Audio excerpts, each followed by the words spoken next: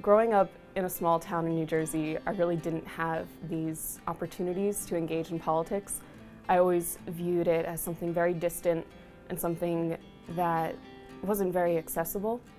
I remember the very first day of a week, I just walked by the IOP and someone was there, welcomed me into the building, and right from that moment I realized that the IOP was a community and it's not some distant institution that is only reserved for a certain type of person.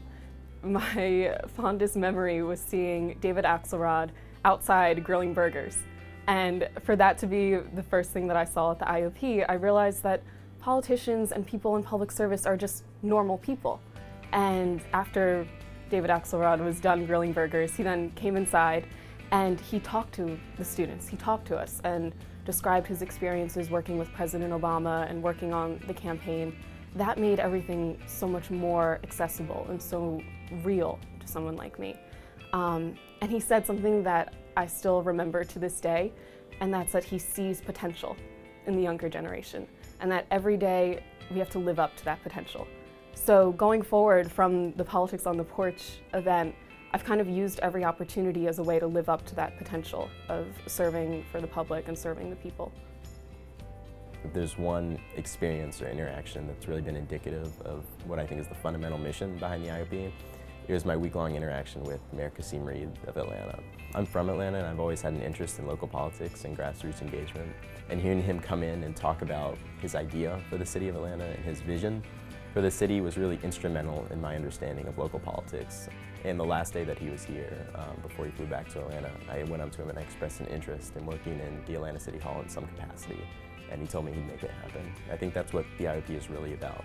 It's this exposure, these people in the policy arena, in the political arena, and this ability to go out and make a difference.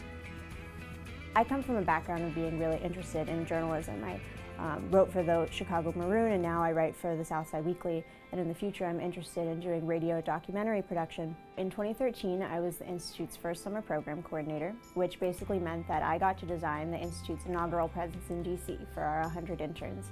And a huge part of my job before the summer started was managing all the communications for our alumni, for potential guests, for any student who may be in DC, and convincing them why it would be worth their time to be involved with the Institute.